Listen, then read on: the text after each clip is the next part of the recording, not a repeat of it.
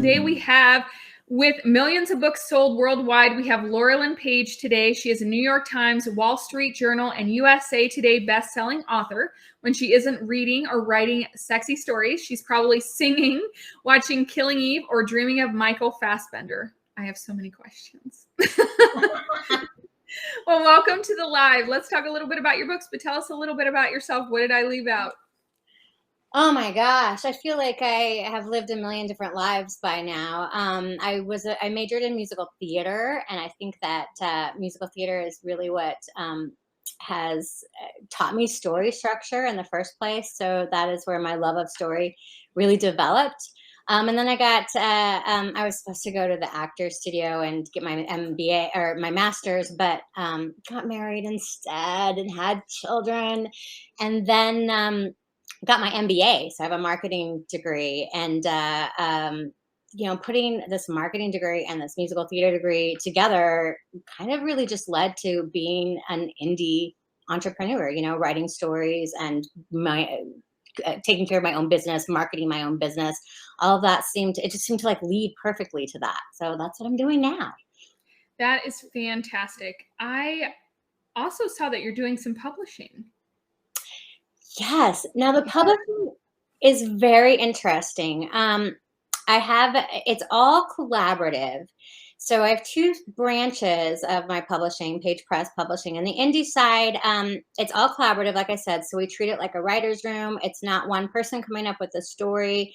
It's a bunch of people coming up with stories. I'm working with authors that I know have had like a hard time finding footing in a genre, either because they don't like to write to trend, or they don't know what's on trend, or they just they like don't want to do the marketing things, all those kind of different things. So those kind of authors work together in this collaborative thing, and a bunch of us will plot these stories together and then put them out in the world. And it just seems to give jobs to people that I know that are very talented, that haven't been able to do it really necessarily on their own. Not always, not everybody. Christine. So true though, because when everything's important, nothing's important. And when you are a writer, wow, you're a writer. I know so many people that say, I can never write books because I'm really bad at grammar. I'm like, oh, I didn't know you wanted to be an editor. Yeah. And they're like, oh, what? And I'm like, stay in your lane. You can be an author and have a great editor. And they're like, I never thought of that. And I'm like, yes, you cannot do everyone's job. Stop trying to pretend that you're Jesus. You cannot be everything. And once you break that down, you're like, you can do cool things. Exactly. And stay in your lane and be a creative. Being a creative and in marketing is like two capes that you have to wear. And it's different jobs, and not all authors are good at that. Yeah. So, or that not all authors want to spend a lot of time on it. Yes. C.D. Reese is somebody that we published her trilogy, her Mafia Bride trilogy. It's the Delustro arrangement is the name of it. And she obviously has a very strong career on her own. She doesn't need another marketing company. But first of all, she and I kind of wanted to co-write something together. But also, she said she really found it freeing to like have some input on storyline, again, because we did her story collaboratively as well. And then to not have to worry about any of the marketing components of marketing. Yes. So, yes. I can, yes, that is so interesting. So now you are killing it with the singing. What's your favorite musical? Oh, my favorite, I do love Hamilton, but my favorite is Sunday in the Park with George. And then it was always kind of a tie with Evita. I really like Evita too. Old school musicals are really my favorite. But I do like a lot of the new ones, Hadestown, which my cousin, by the way, is one of the producers of. So nice. When and when and where did you know you wanted to be a writer? I was writing at a really, really young age. It was songwriting first. I remember I used to write like songs wherever I could go. I have like coloring books where I had lyrics written in the inside of my coloring books. And I would take like famous music and put new words to it because that's just always what I wanted to do. But and I did go to Berklee College of Music first. So I was going to be a songwriter. But when I was at Berklee College of Music, I kind of realized that we shared a campus with Boston Conservatory, and I was like, oh, I think I like something bigger than just this music component. I love stories, and so that's when I went into musical theater instead. I didn't think I could ever write a full book until I had like children. And then I was starting to write books just because, I want to write picture books for them. And then as I got a little older, I wanted to write middle grade books for them. And then I kind of wanted to write something for myself. And that was kind of how it evolved into books. But writing was, I don't know, I think it was born writing. That's amazing. So you have your new Wild series out and it's complete, right? There's going to be Yep. no more. Yesterday. So this is your trilogy. Mm-hmm. Yes. And Happy Pub Day. You just released the third, right? Yep. Yesterday was the day that the third one came out. So you can binge now because I know Yes. I'm scared of my cliffhangers. And you're going to want to do that. So I have these pulled up in the carousel, you guys. You can grab them, all three of them. These are really great. And so one of the things this was me brand new to you, finding you, and I was preparing for our live and I was like, okay, I've got 1 and 2 here. All right. So I read these in a weekend and I finished the first one and I was like, because you have some cliffhangers. And okay, grab the next one because I was like, I've got to read this.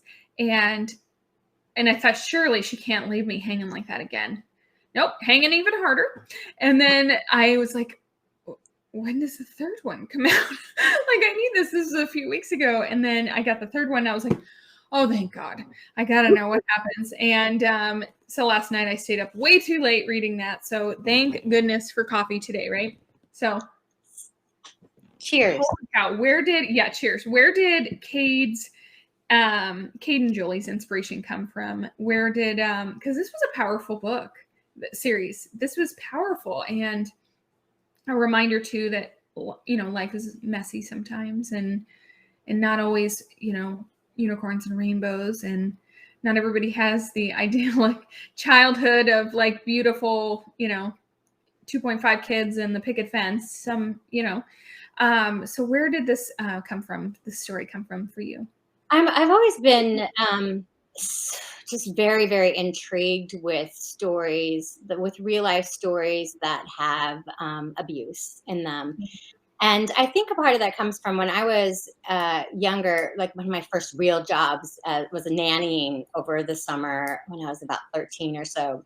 And the woman that I nannied for, she was really good friends with my mom. And so I'd hear things from my mom, but she had been abused as a child from her father. And I would hear sometimes stories. I must have been like sneaking in trying to get those stories. 'Cause I don't know why my mom would tell a 13-year-old these stories. I must have been like eavesdropping and stuff because there were some pretty terrible. We call that researching. No. Yeah. And we didn't have the internet back then because I'm old. So I couldn't like go find these things in other ways. I mean, we had like flowers in the attic kind of stories, but I didn't have a lot of access to finding out more about these intriguing. And my parents were divorced and my father wasn't really in my life. So I think I just really have always been intrigued with the relationships that some people have with their fathers and how terrible and dark they can get. And anybody who reads like all my books sees that pop up over and over and over again.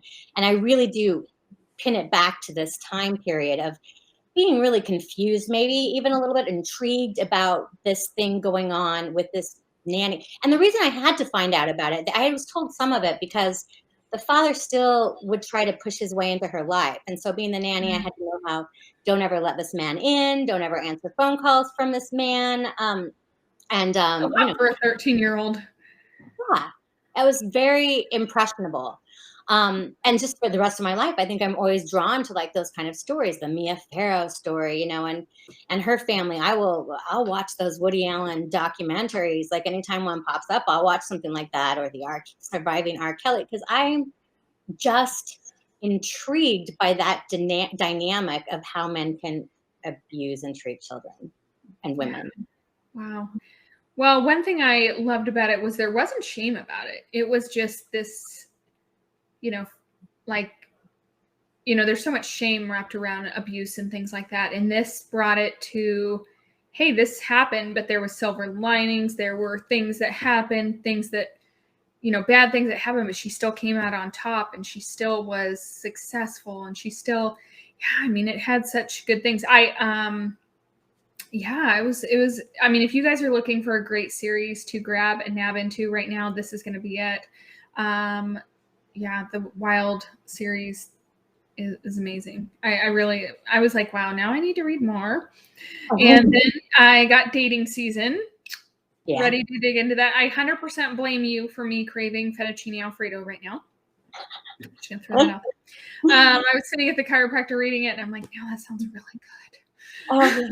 All the food bits are Katie McGee, because I co-wrote that with Katie. Yeah. And they're complete opposite tones for anybody else who wants to know. Dating Season is like not the usual thing that I write. It's rom-com. It's ridiculous. It's pretty funny. Yes. Really.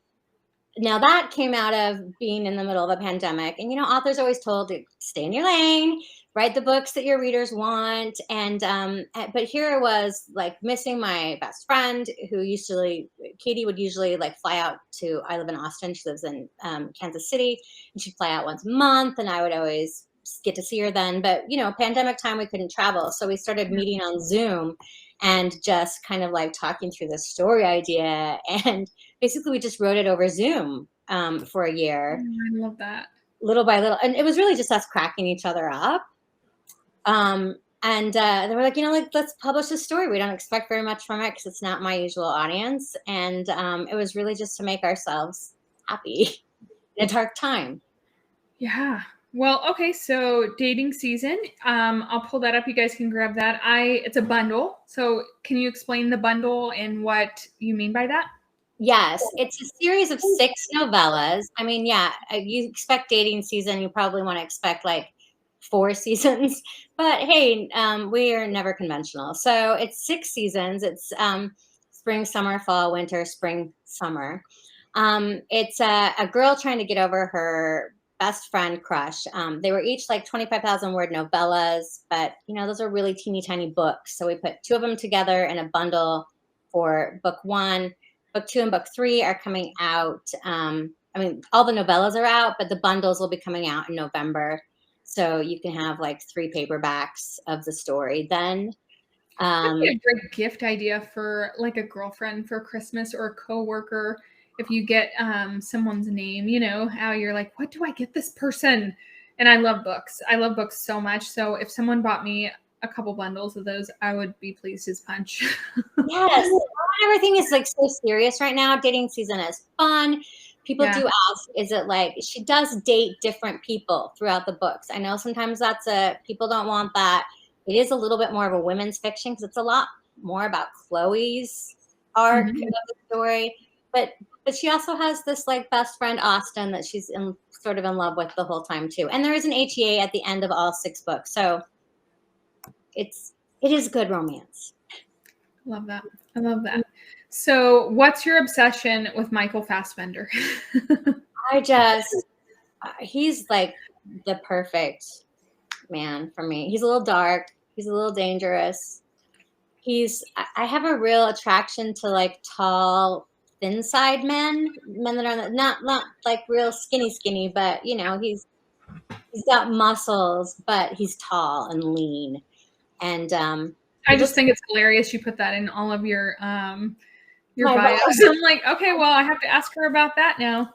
Well, and I have that guy that we picture, in whatever I'm reading, there's always that guy. I'm like, oh, it looks like him in my head. And so it's funny. I always think it's funny when we were talking about that, and you sent me I gotta get it. I finished the book, so I used the bookmark for another book because I loved it. This was Cade. And when I pulled this out and I looked at it and I was like, oh, she even signed it. I was like, that is Cade in my head. Did anybody else do that? You guys can tell me in the comments. Do you have this version of this guy? You're like, well, that's what he looks like in my head. And then if you see the author post a picture, you're like, that wasn't him. This time it was him. I was like, oh yeah. So no, you're wrong. That is not who it is. I have some beta partners that are always like, I'm like, Yeah. here's my inspiration for this. I had a book where I was like, Bond, who's the guy who plays Bond? I'm terrible with names. Daniel Craig. Yeah. I was like, Daniel Craig is my inspiration. And like, I was booed. I was like, nope, nope. My assistants were like, we will not post that as your muse for this story. Change your muse. I was like, all No. right, I guess it's David Gandy.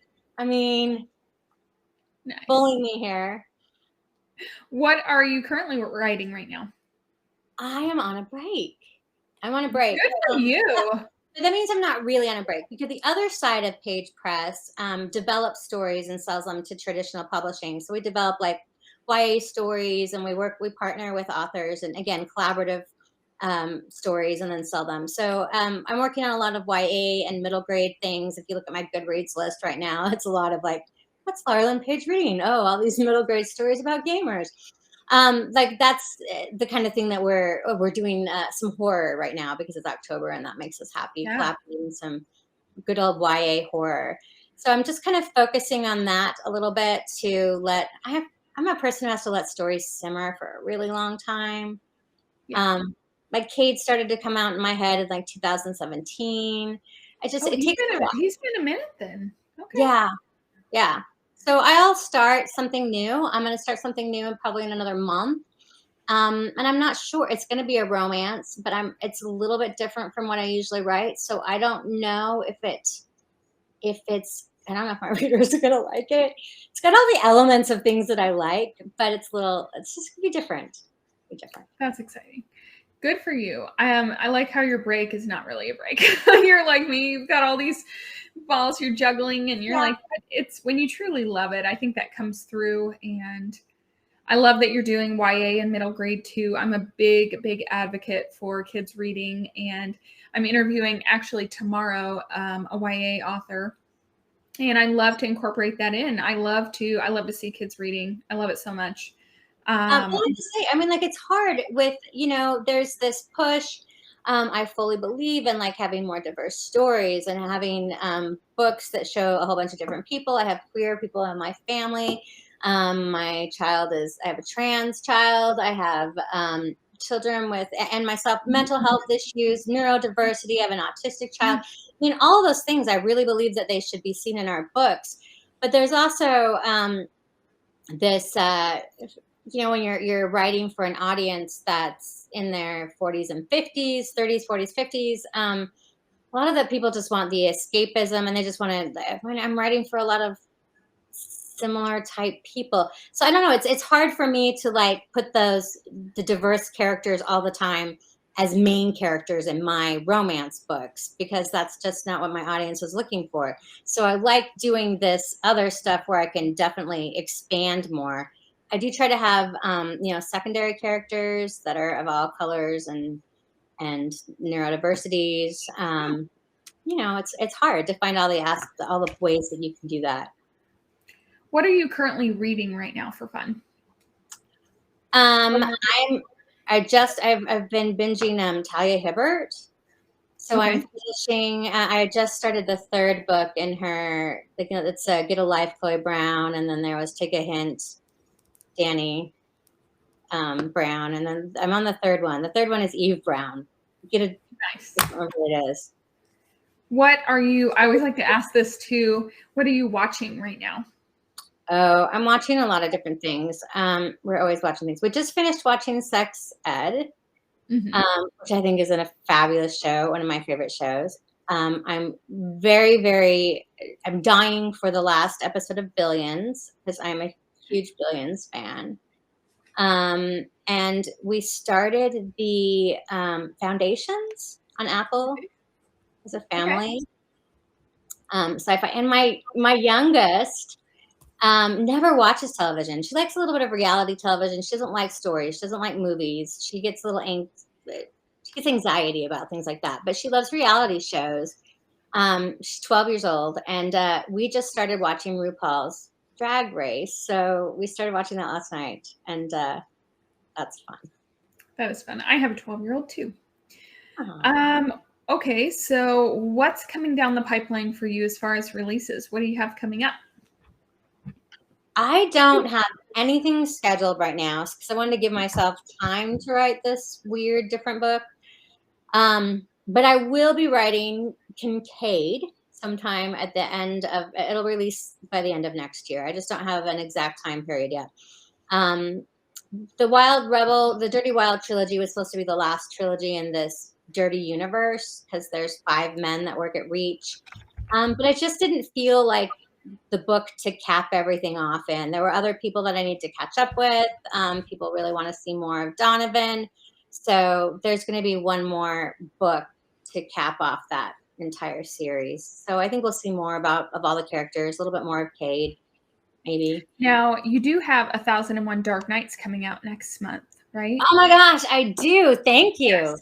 I looked it up really quick. I was like, what? You said that. And I'm like, because I think I have it pre-ordered. I have all the Dark Nights, and that's Man for Me, right? Yes, and that's sad that I forgot that right now because that is what? That's why I got you, because I actually have it in the carousel, and it's October 26th. So you guys can actually pre-order that. And if you've never tried 1001 Dark Nights novella, which I think I'm pretty sure I put that in the carousel. I love the 1001 Dark Nights. Where are my carpool moms at? I spend a lot of time in the carpool line every day, and these are perfect books to have in the door of your car that you just read in line. So I will get done and I'm like, oh, now I have to go sit in the line for 2 hours because I have kids in different schools and grades. And this is like my treat is I keep 1001 Dark Nights in my car, and that's what I read in the carpool line. So if you need something to and sometimes I'm like so into it that my daughter will like bang on the door and I'm like, ah! Like, oh my gosh, because I get so into these books. So those are really fun. And I've read some that you've done before. So those are really great. And Man for Me has been one of my favorite things I've written in a long time. It was fun. It's a great little story. I recommend it. Yeah, so that's a good one too if you just want a little escape, and you can even buy it on your device, your Kindle, whatever you have that you want to plug into. But 1001 Dark Nights are really fun novellas, and I used to not be a novella person. Anytime I would see one, I'm like, I don't know, because I think I'm just like committed. Like I want the whole book. Same. I want to know more. I always really want to know more about the character. But yes, but if you ever are curious about authors too, Amazon, like this is the way to date authors. You can read these 1001 Dark Nights. There's a lot of 1001 Dark Nights out there. And this is a great one with a great cover and just a great one to plug into and kind of lose yourself in a book for a little bit. So that'll be really good too. Friends to lovers. It's a friends to lovers trope. So if you like that. Yep. Well, I don't discriminate. I read such a wide variety from fantasy to, romance to contemporary fiction, anything nonfiction. I spent 3 years reading nothing but nonfiction, and now I'm like, give me all the fiction. So, what advice would you have now that you're, lady boss in publishing, and, such an accomplished author? What advice do you have for aspiring creatives that are wanting to write or get into, acting, whatever it be? What advice would you have? I think in all of my creative careers, the things that always bogged me down a lot were the insecurity. Like, am I good enough? Is my talent good enough? What is the quality of my work? And I see that a lot in my daughter too, as she like struggles to figure out her worth. And I just want to say, like, it doesn't matter. Like there's always there's a million books that I'll pick up and then I'll say, I don't like this book, but there's a huge audience for it. Stop worrying what one person thinks about your work, because there's always, if you really love it, hands down, there's somebody else who will really love it. So I just think that write more for yourself, act more for yourself, do more of the creativity for yourself, and then there will be an audience somewhere for it. I love that. That's kind of my mantra. I have this tattoo on my wrist, fly. I don't know if you can say it. Oh, I love it. And the fly means first love yourself. I always tell my daughter, she'll say, well, what if they don't like me? I'm like, do you like you? Who cares if they like you? You need to like you. If we don't like ourselves first and our work first, how can we expect anyone else to like it? And Oh, so, yeah. if we're our biggest fan, which I think we were raised to be like martyrs or something, where we're not supposed to like ourselves and like our work, and we're supposed to be like, oh no, it's terrible. No, I'm gonna be like, I love my books. I love your books. You love your books. When you love it, we're gonna love it. And that just like, I think people are attracted to that. They want to love something that somebody's so passionate about. And that is the best advice. So you're a good mama. Oh, thank you. There's a Mother Teresa phrase, a quote that I love, and I have it all over my office and stuff. It says, "When you are humble, neither criticism nor praise will touch you because you know who you are." And so I think it goes both ways too. It's not just the criticism not getting to you, but also don't let the praise get to you. Yeah. Um, just know who you are. Be confident with what you've written. Love it, and the rest is outside of you. That's great advice. I always tell my daughter too, do you, be you, for you. We get one life, and we can spend, decades trying to please others, or we can just be happy. Yeah. Yeah. Good advice. Awesome. Well, where can we find you on social to support you?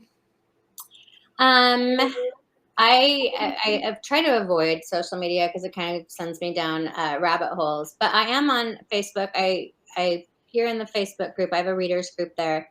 I'm on Instagram. I do post, not just my assistant. Sometimes I post there as well. And I occasionally do little TikTok things, and that's just kind I of saw that. I loved it. Yeah. I loved it. No, I loved it. I feel like we used to think that TikTok was like for the 12-year-olds dancing and doing weird songs that I still can't figure out. But now my kids taught me that you can change the algorithm to books. And now it's like all dogs and books, which is great. So you can actually I don't know, I personally have made my bank account drastically reduced by going on TikTok because I'm always like, oh, now I need that book. Oh, it's great. But anyway, I get some really great ideas on there, and I'm glad you're on there too, because I feel like more people our age are on there and playing around with it and learning about books. And I love author talk too. Yes. Yeah. I think it's fun. Just be ourselves. And when we can't go out and connect with people the way that we used to, this is a good way. What is your handle on Instagram and TikTok? On Instagram, it's the real Laurelin Paige. Oh my gosh, Okay. what is it on TikTok? I think it's Laurelin Paige. I think it is too. Okay, good. So you guys got that. Laurelin Paige on TikTok and the real Laurelin Paige on Instagram. So you can follow her along there. Also, be sure to follow Laurelin on Amazon here, because you don't want to miss out on any of her books. One of the things I hate is when I am really invested in an author and then I forget and I don't check in, or maybe they don't post on social, or I don't catch it. And then later on, I'm like, what? You have 3 more books now? And I missed it. I mean, that's not always a bad thing, so you can like binge read them all. But it's just helpful for authors to be followed. And if you do see that they have something coming out and you pre-order it, like Dark Knights or something like that, then that always helps them out too, because they can gauge how many books to print and the interest and all that. So it's really helpful too for authors. So thank you guys. Thank you so much for being a guest on the show. And thank you all for watching. This has been a great live. Thank you for having me. Awesome. Well, stand by just one